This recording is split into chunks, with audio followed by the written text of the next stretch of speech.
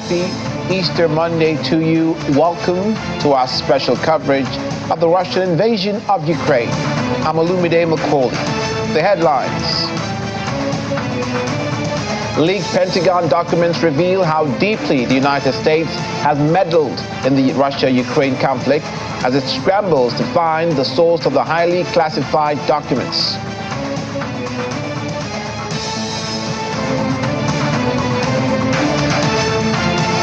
China kicks off third day of live fire drills near Taiwan in response to Taiwanese President Tsai Ing-wen's recent trip to the United States.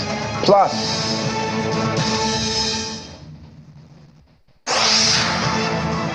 North Korea tests another nuclear-capable underwater drone.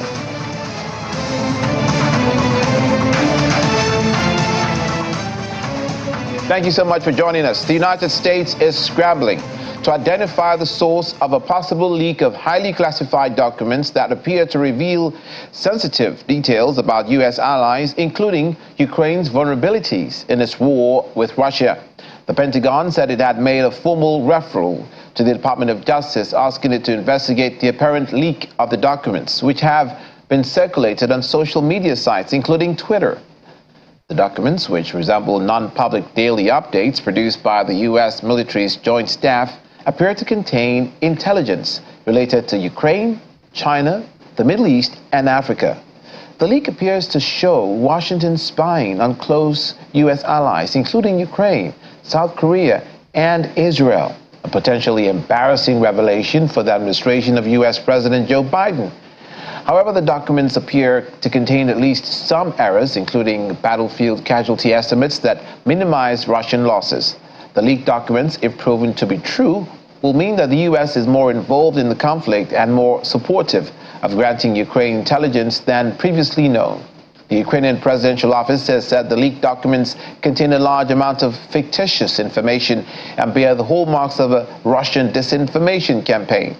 Meanwhile, the Kremlin spokesman Dmitry Peskov said that Russia doesn't have the slightest doubt about direct or indirect involvement of the United States and NATO in the conflict between Russia and Ukraine.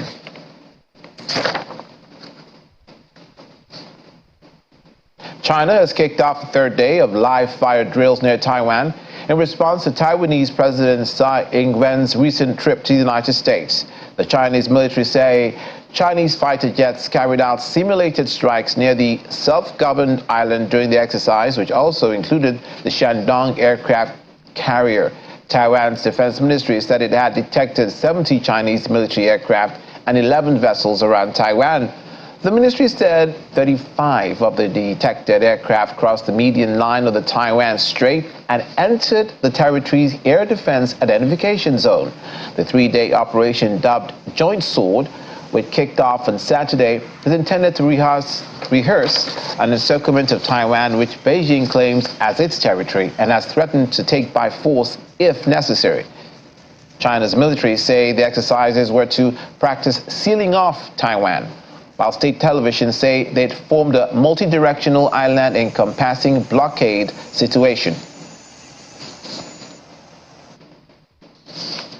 Meanwhile, an analyst says the series of military drills simulating strikes in Taiwan shows China is signaling it's not happy with Taiwanese President Tsai Ing-wen's recent meetings with United States Speaker Kevin McCarthy. Benjamin Ho, an assistant professor at Singapore's Nanyang Technological University, categorized the drills as not expected, as China has never ruled out the option of taking Taiwan by force, so its military must practice. He adds that he is not optimistic with the current cross-strait tension, which also involves the U.S.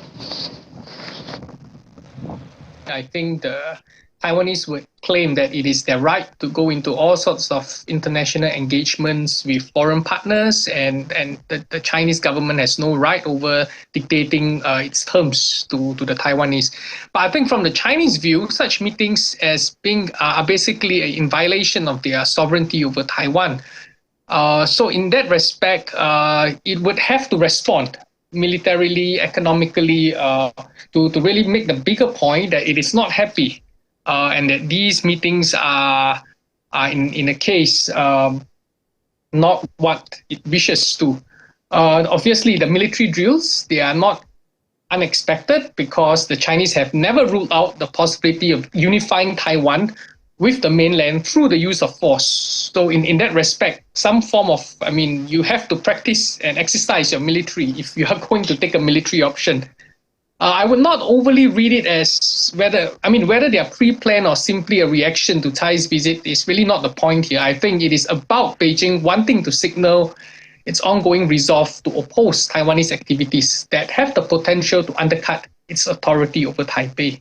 Much of the tensions actually involve domestic public opinion. You've got elections coming up in Taiwan, you've got elections coming up in the United States, and Chinese don't have elections, but they certainly have a lot of domestic constituents and to be concerned about, and not forgetting the fact that much of CCP legitimacy resides in the fact that it has authority over Taiwan. So if you lose that, the authority of the CCP will be challenged both within the CCP and both outside of the CCP.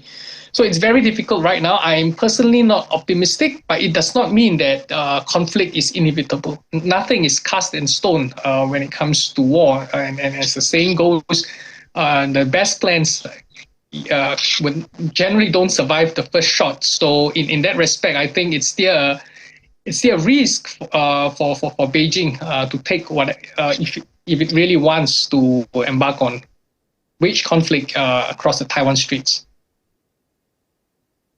Senior Japanese and Chinese officials met to discuss maritime concerns and disputed waters in the East China Sea as Beijing conducted war games around Taiwan. Meanwhile, Chinese Ministry of Foreign Affairs Director General of the Boundary and Ocean Affairs, Hong Liang, and Japan's Director General of Asian and Oceanian Affairs in the Foreign Ministry, Takehiro Funakoshi, shook hands before leading their delegation at the meeting. The meeting in Tokyo came as Japan's Defense Ministry said Shandong aircraft carrier had conducted air operations in waters close to Japan's Okinawan Islands over the weekend. In the past few years, we had talks through the video conferences, and it's very substantive, and we will continue this process. Now, North Korea has conducted another test of nuclear-capable underwater attack drone. The country tested the so-called Hail-2 more than a week after it disclosed a new underwater drone system dubbed the Hail-1, which translates to tsunami in Korean, and is designed to undertake sneak attacks in enemy waters. Analysts say they are skeptical about whether the underwater vehicle is ready for deployment, but say North Korea is eager to display its diverse weaponry against the United States and South Korea, which have been conducting large-scale military exercises in recent weeks. North Korea's state media reported that the latest test took place from April the 4th to April the 7th.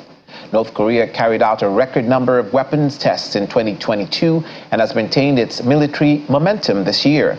Just last month, North Korea claimed it tested an underwater nuclear attack drone able to unleash a radioactive tsunami. A 50-year-old man and his 11-year-old daughter have been killed after Russian forces struck a residential building in the southeastern Ukrainian city of Zaporizhzhia. Footage shows a destroyed private house in a suburban neighborhood of the southeast Ukrainian city.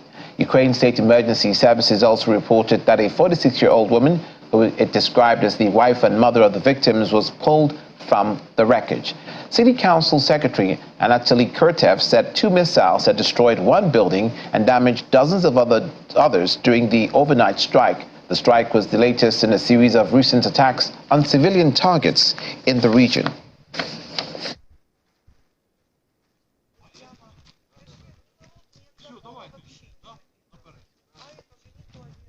Now we're pleased to talk with Professor Dinas Soltis, Professor, Department of Public Administration and International Development at the Kimmep University, who joins us virtually from Almaty in Kazakhstan. Good morning and welcome to the program. Let's begin with these leaked documents coming out of the United States, purportedly to be leaked, and for which an investigation is being called by the highest authorities. What is the implication of this? Because it appears Ukraine saying that these documents contain fictitious information is at cross purposes with the U.S. being concerned that there has been a leak. Is Ukraine saying this to save face, knowing that there is vital and important information that indeed has entered the public space?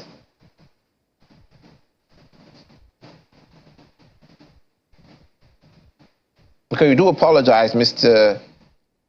Dennis Soltis appears not to be able to hear us, and we'll try and fix that in the moment. I hear you now. It's okay. Oh, great. It's okay. Oh, great.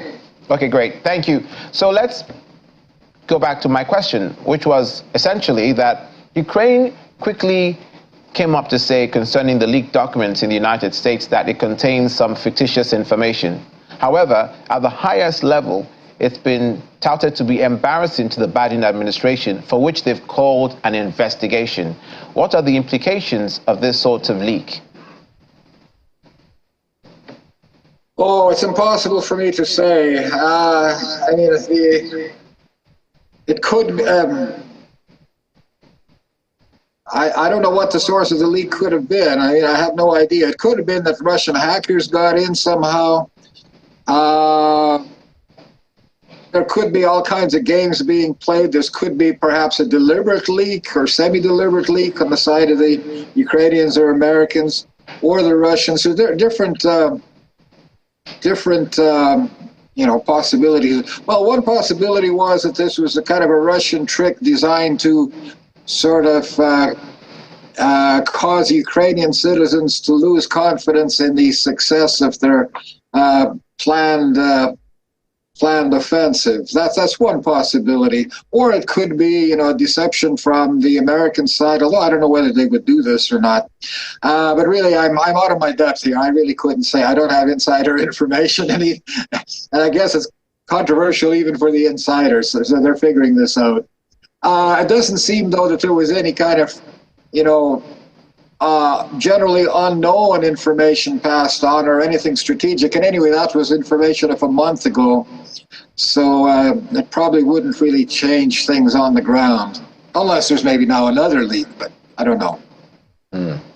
That's something to ponder. In the meantime, the demonstration of Chinese military strength near Taiwan concerning the visit to the United States by the Taiwan leader is causing quite some problems with the Chinese, and they've made this very clear with this military drills that they're undertaking. It appears that even though we have a a Republican as Speaker of the United States Congress, after Nancy Pelosi, who was a Democrat, the United States seems not to want to shy away from the Taiwan situation. Are they handling this properly?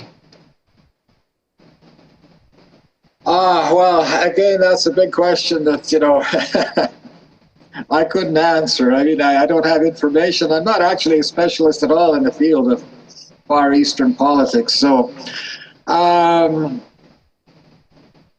don't know. It's kind of okay.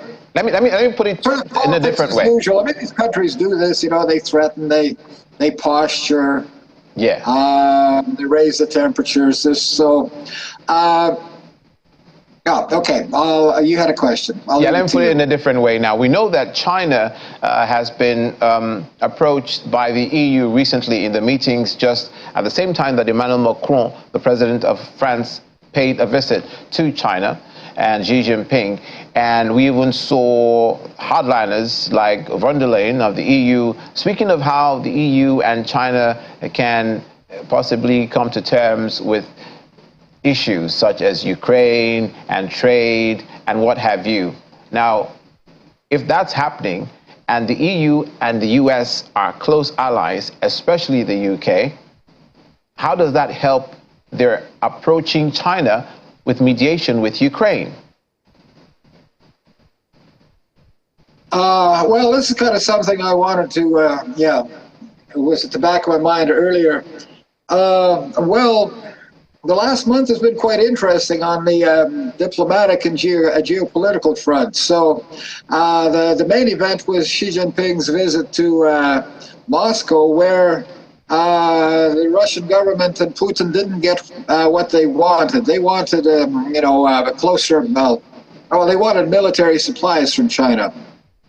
And China has been kind of quite coy and neutral in this. Well, as far as we know, are not delivering directly, anyway, heavy military weapons, maybe some computer chips in dual use. So I think, and so then Macron, tried to persuade Xi Jinping to kind of bring Putin to reason, which won't work. And then von der Leyen played the bad cop and implied, economic sanctions against China if Russia were to send heavy weapons. China would be reluctant here because China does 10 times the trade with Europe as with Russia and 10 times also with the United States as with Russia. So I think the great power competition, I think, is shifting back towards sort of the economic side. China was never very enthusiastic about the Russian invasion. But Putin assured Xi Jinping that this would be done very quickly, and so China kind of went along with this. Now the invasion has, gone badly, so the Chinese, since last spring already, have been backing away from this. They don't want to back a loser. They don't want to risk sanctions, over a losing cause. So, and this, again, goes back to China's preferred plan A, and that was to have normal, economic relations with the world. So that's what I think that's their kind of their long run or default setting of the Chinese. I'm kind of guessing here. I'm not a Chinese expert. And so then this posturing regarding Taiwan maybe is, kind of something, well, I don't want to call it, a routine or, this happens, there's kind of poking and prodding of, of your opposition to see how determined they are. But I think China's, my guess is, again, I emphasize, I'm not a China expert. My guess is that they would rather get back to normal trade and competition, in the economic sphere. At the same time that they will not abandon Russia. China will not completely abandon Russia. Yeah. So, Xi Jinping will not bring Putin to reason. But probably neither will the Chinese supply heavy weapons to Russia. So it'll be kind of the status quo, I think. A stalemate again reached. Thank you, Professor. I appreciate what you're saying about not being an expert on China affairs, but don't you think that this is international diplomacy 101?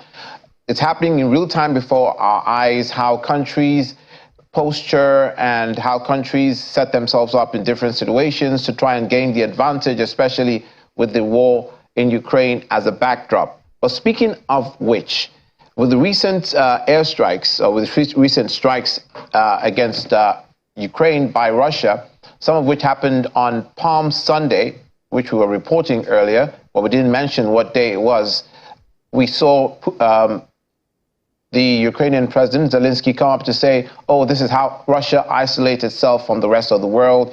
They attacked on Palm Sunday, a day traditionally revered as one that is important, a week to Easter celebrations, and which is because the Ukrainian Orthodox Christians, they celebrate Easter according to the Julian calendar, Julius Caesar, in Orthodox Christianity. So their Easter is next week. But that didn't stop the Russians from attacking on Palm Sunday, a day revered as very special to Orthodox Christians in Ukraine.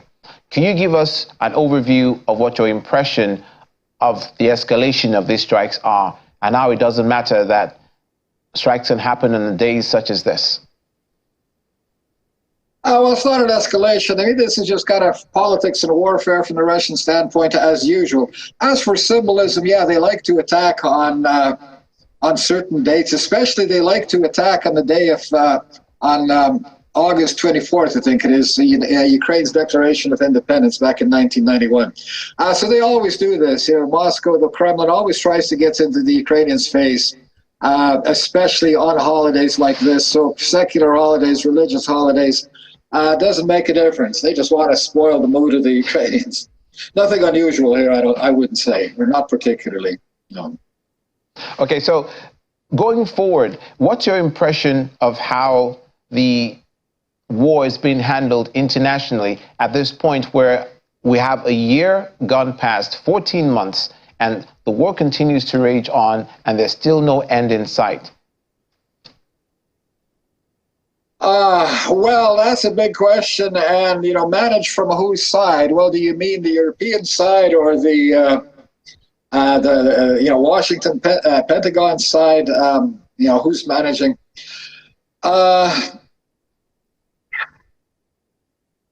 Let's start with the Washington side. Well, it's kind of a case of the glass half full and the glass half empty. I could make a lot of criticisms of sort of the West's, slow response. On the other hand, the West, these countries are democracies. They're diverse. They have to operate by consensus. So on the other hand, they've also achieved, voluntarily, quite a fair degree of consensus. So especially President Biden, he's been careful to keep the Europeans on side. The Europeans now are finally united, although all this time, while they've been talking or taking their time, the West, the Ukrainian casualties have been unnecessarily high.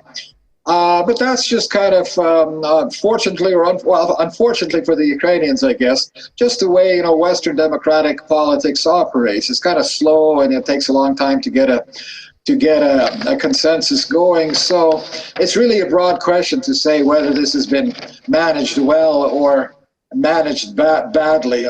Again, considering, being the West as it is, I tend to think that, especially the Biden administration's management has been quite good. They have been very careful not to, excessively careful not to appear to be escalating, which is unfortunate for the Ukrainians because, as I say, they're denied, long-range and heavy weapons, and in the meantime, they have to fight with poorer weapons and take higher losses.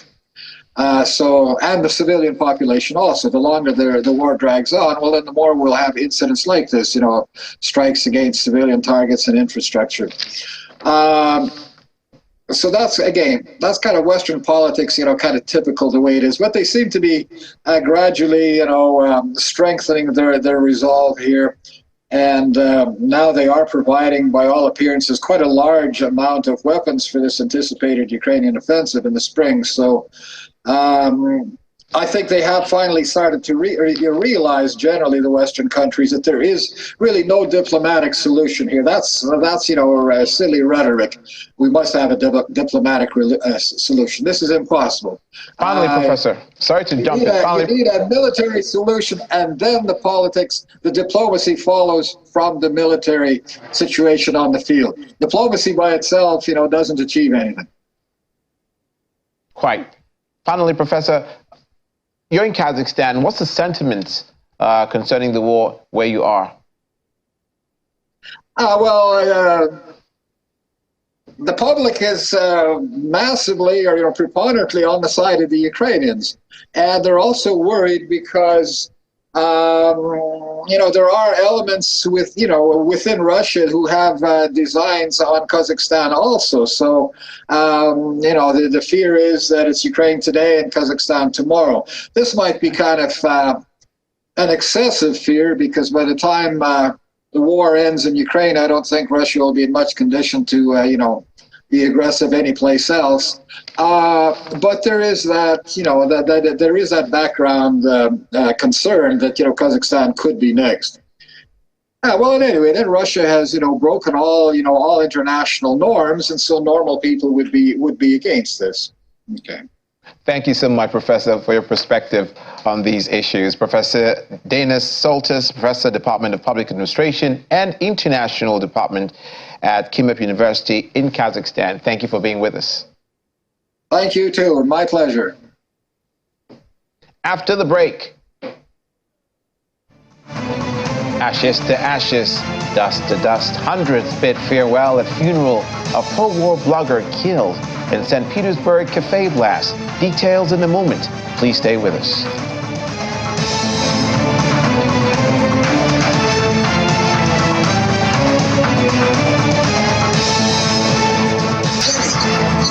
casualties are the latest way of fighting back. Join the Earthline team every week on the journey to learn how to right the wrongs.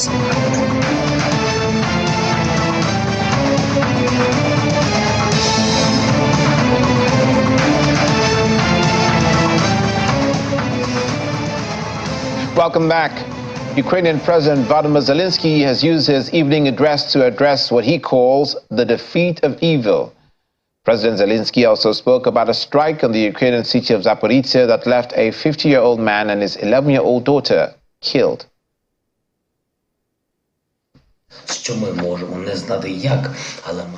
We must be sure that evil will lose. We have to believe, and we do. We have to bring the defeat of evil closer, and we are bringing it closer. Last night, the Russian army launched an S-300 missile attack on Zaporizhzhia. A residential building was hit. 3 people were inside, a man, a woman, and a child. A little girl, her name was Irina. This year, she would have turned 11. She has died. The man also died. My condolences. The woman is in serious condition. She is now in hospital receiving treatment.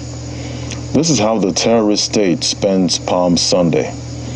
This is how Russia puts itself in even greater isolation from the world and from humanity. Following the results of this week, I would like to personally mark the Marines of the 35th and 36th separate brigades, soldiers of the 55th Artillery Brigade, who are effectively fighting in the Donetsk region. Thank you, guys.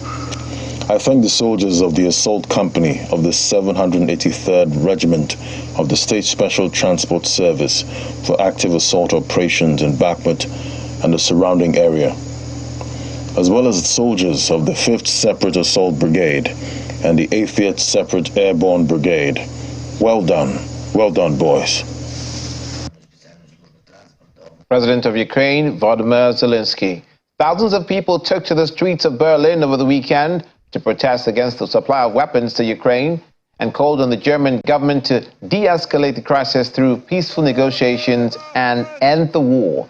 About 3,000 protesters carried flags with a Dove image and anti-war banners taking a stand against economic sanctions, which have led to soaring energy prices and have triggered a cost of living crisis. Activists in Germany have held anti-war and anti-military build-up marches around the traditional holiday in April since the 1960s. This time around, the issue is closer to home, with some protesters concerned that the Russia-Ukraine conflict might become a nuclear war. At the rally, several anti-war activists took to the stage to voice protests against the government's increasing military aid to Ukraine, arguing that sending weapons to Ukraine will only escalate the war and result in more death. Demonstrators highlighted that the conflict affects Germany and the ordinary people who have to face the sharp rise in living costs as a result of government sanctions against Russia. On the same day, more than 60 cities in the country held anti-war demonstrations with similar themes, ranging in size from a few hundred to thousands of people. More peaceful rallies will follow in other cities in the next few days.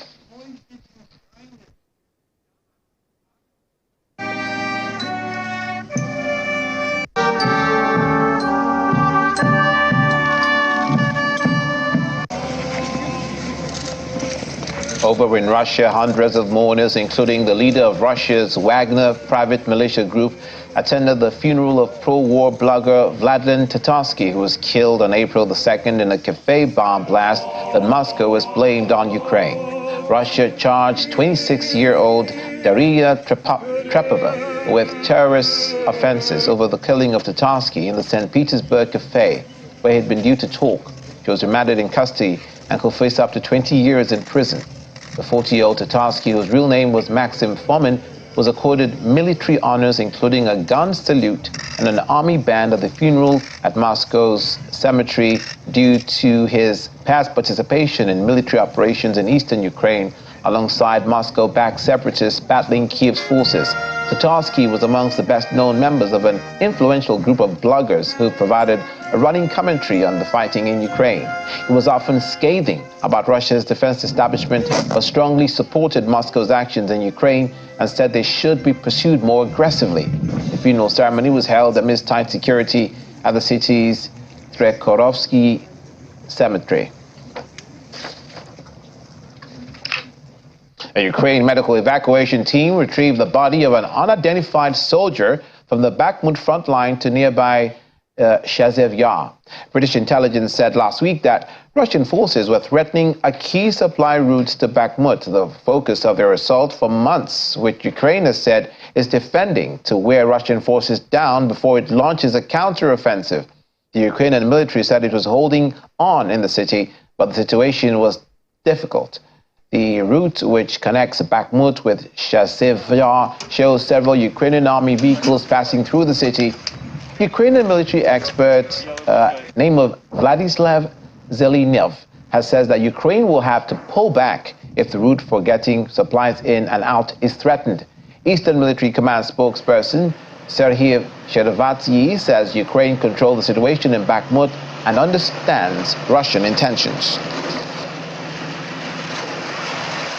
Now, a Russian activist who revealed details of the burials of the Wagner mercenaries killed in Ukraine has left Russia. Vitaly Votanovsky, who began documenting the deaths of Russian soldiers in Ukraine by monitoring graveyards in his home region, fled the country after receiving numerous death threats. Last year, Vitaly spent his 50th birthday in a jail cell. The activist from the southern Russian region of Krasnodar was arrested and jailed on 24th of February 2022, the day of the Russian invasion of Ukraine. The former Russian army officer had gone out to protest that day in clothes emblazoned with the words "No to Putin" and "No to the war."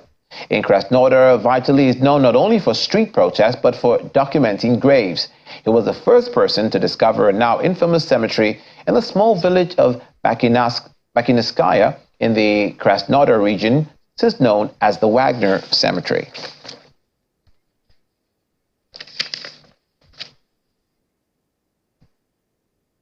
And I would like to speak with Mr. Yinka Oyeniji, International Affairs Analyst, who joins us from East Midlands in the UK. It's good to see you again. Welcome to the program this morning. Good morning, Mr. McCauley. It's good to see you too. Let's begin in Germany, where the dissent from the anti-war in Ukraine citizens of Germany has taken the form of protests now, street protests in the hundreds and the thousands across cities across Germany. If anyone was of the view that all the German people were solidly behind their government in their very hard line and support of Ukraine, then they have another thing coming now, I think. So what's your impression? It's very interesting that this has happened. Will this influence the German government in any way against their very vocal decisions in support of Ukraine? They've already sent the Leopard tanks, by the way. Yeah, I think that it stands to reason that citizens will question decisions made by their representatives in government. Germany itself had been in some form of economic crisis in the last 2-3 years. Germany was the first nation bold enough to say that it was slipping into recession. And of course, we also had a change of leadership in between that period. Just like has been stated severally, no one envisaged that this invasion would go on for this long. And we've gotten to a point where all sides are questioning why this war must continue, or why it started in the first place, or it was even allowed to escalate to this point.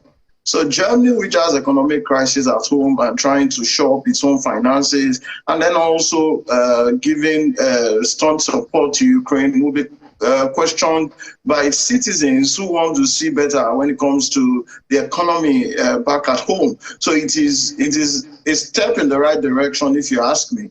It shows conscious citizens who participate actively in their affairs, including international and diplomatic matters. But also, it would help, I think, that a mix of constructive criticism for the government to re-examine itself and determine how it wants to proceed in being a part of what's going on in Ukraine at the moment.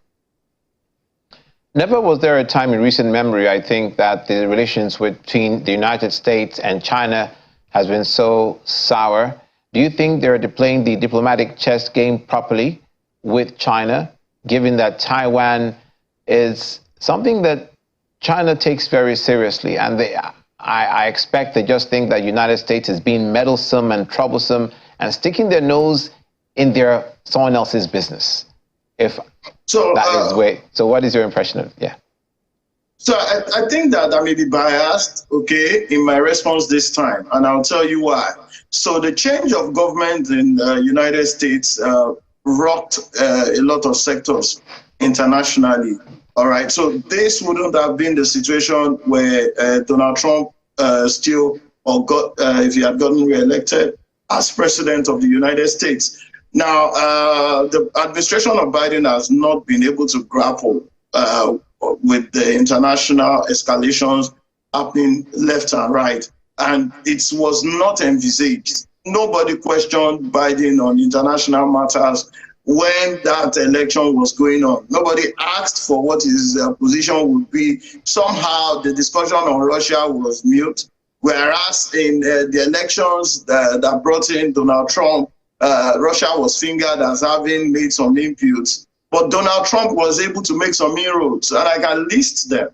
Donald Trump, it was historically, who visited North Korea and then broke out some kind of peace there.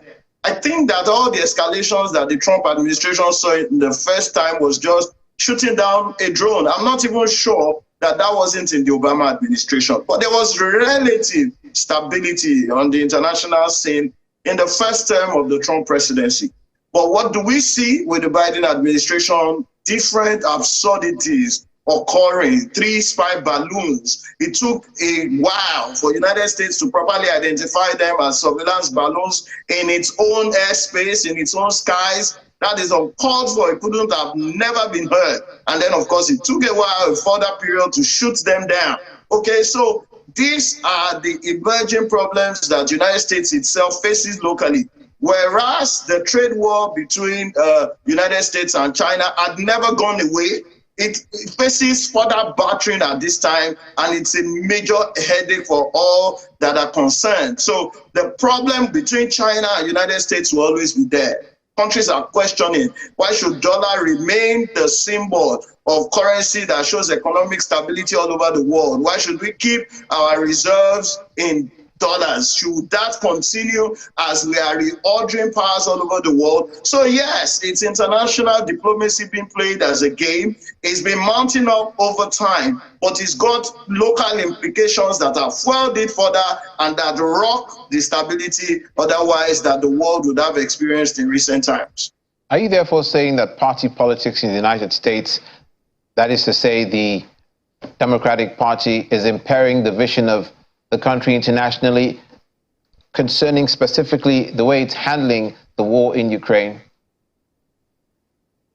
There's definitely no doubt about that. It's propaganda. It's happening everywhere. You latch on to any opportunity that the opposing party shows some weaknesses, especially whether the party is in government or not.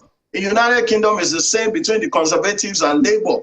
Over at Scotland, it's the same with SNP and Conservatives. In the United States, immediately Nancy Pelosi, even when Nancy Pelosi was in office, she never saw eye to eye with the Republican-elected Donald Trump. She tore off his speech right there when they had a joint session together. She was there tearing off his speech. This is what we see at the moment. Nancy Pelosi is no longer speaker.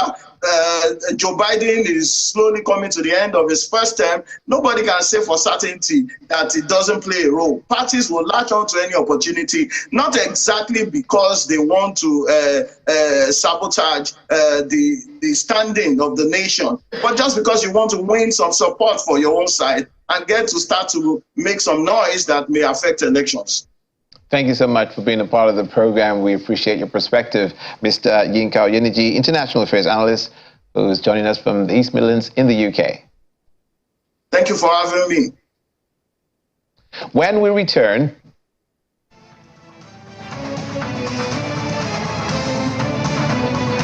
"31 Ukraine children back home after alleged deportation to Russia." Details in a moment. Please.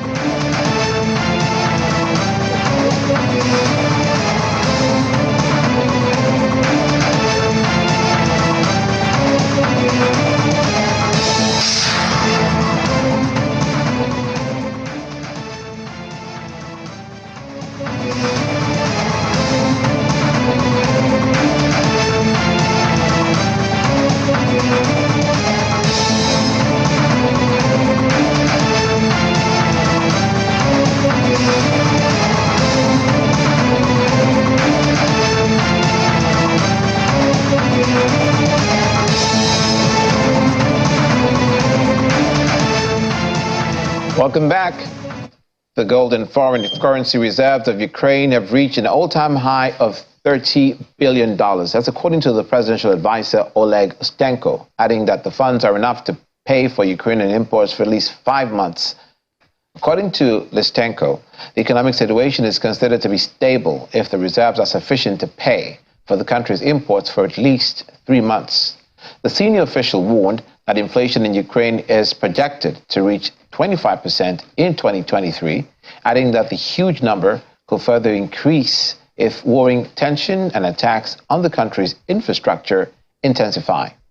The National Bank of Ukraine previously reported that the nation's international reserves in February 2023 had seen a decline of 3.5% month over month and amounted to about $29 billion. The regulator attributed the drop to its interventions in the currency market.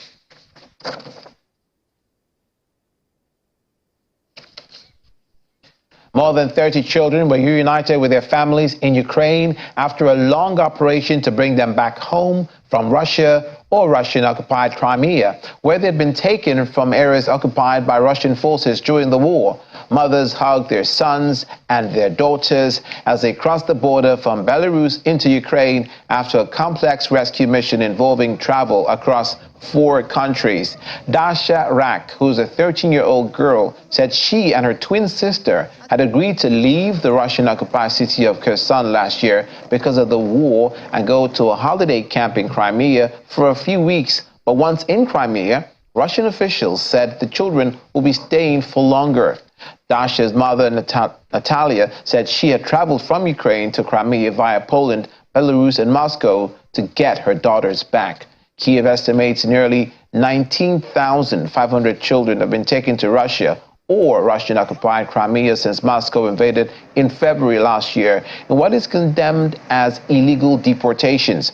Moscow, which controls chunks of Ukraine's east and south, denies abducting children and says they've been transported away for their own safety.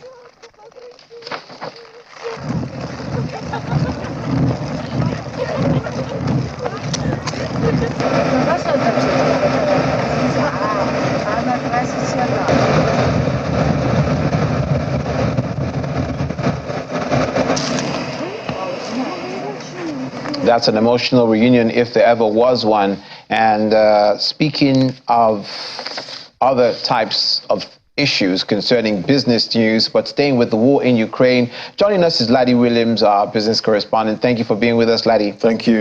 Lovely. World food prices, they declined for the 12th consecutive month. What does this mean for all the players? Yeah, so it's 12 months of deceleration now in global food prices. And, this global food index, tracks a basket of, foods that we consume, globally, tracking their prices to see how, economies are going to be impacted, when prices of foods go up or down.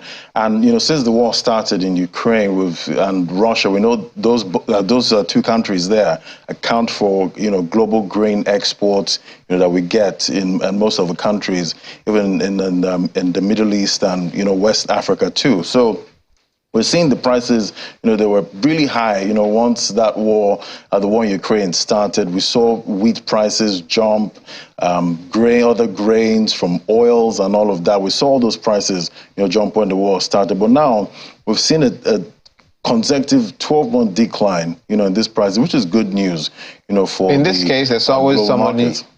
Sorry to interrupt you. Making money, there's always someone losing money. Oh, yeah. So who's making the money? Who's losing the money? So at the end of the day, we are losing money. We that depend on most of these grains. Like if you see Nigeria, right now, we've seen poultry farmers complain of an egg glut, at this time. And that's because we've seen the prices of feed prices, for most of these livestock.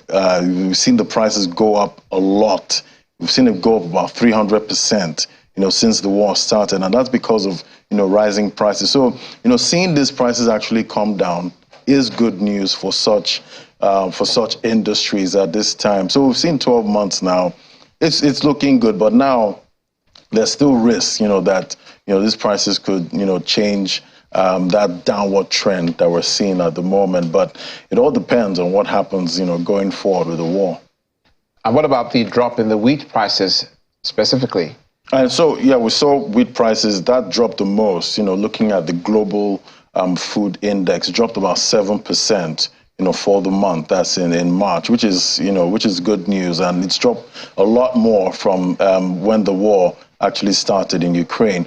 But now this morning, checking the prices on the exchange, I saw that wheat prices actually jumped about 1%. Yeah. And that is because of what's happening with the grain deal. We're seeing, Russia trying to make some demands at this time, for their own, grain exports, because even though their exports have not been sanctioned, most of the transport and insurance and logistics, all of that is sanctioned at this time. So they are saying they want, their own needs met. If not, they're going to bypass, this deal. And, bypassing this deal means the grain deal is going to be off. And nobody wants to hear that at this time. And see, we're already seeing, that the drums of that interruption, sounding gradually. And that's what we're seeing this morning. Wheat prices are already reacting to that, rising, about 1%. Even though we had good news from the global food index that all those prices have been tending downward. But this morning, we're seeing those prices rise because of the grain deal tension, is what we're calling it at this point. Would you know whether it'll make bread or wheat products more easily available for Ukrainians? Yeah, so at the end of the day, if these prices, rise, obviously it's going to have that domino effect, on, what we make with most of these grains. So the bread prices definitely are going to go up if the prices, continue to stay elevated. At the end of the day, this is Wall Street trading, most of these commodities. So we know how Wall Street reacts to most of these things. Once there's any sign of disruption, we're going to we see prices rise immediately. So we're hoping, that this deal is going to be extended. Everyone, depends on this. The MENA countries, even right here in Nigeria, we need these prices to actually go down. We need this grain deal to actually be extended going forward. Finally, you've also pointed out that Russia has become the second most powerful Bitcoin miner in the world. Yeah, big move. They used to be, Kazakhstan used to be ahead of them, but now we've seen Kazakhstan drop on the chart. But the number one remains the U.S. They generate about 2 to 4 gigawatts of energy, that's for mining Bitcoin, while Russia, that they do about 1, gigawatt. So at the end of the day, we're seeing Russia, advance on that chart because of cheap energy and that cold, climate that they have right there in Russia. And obviously, we know how the Russian government is quite, trying to help, most of these miners so that they can use cryptocurrencies to bypass most of these sanctions. So at the end of the day, we're seeing that play into their ranking, when it comes to Bitcoin mining. Thanks, Laddie. More business news after this program. Thank you. Now, that's where we leave it on our special coverage of Russian invasion of Ukraine. I'm Olumide Macaulay. Do have a good Easter Monday and a great week.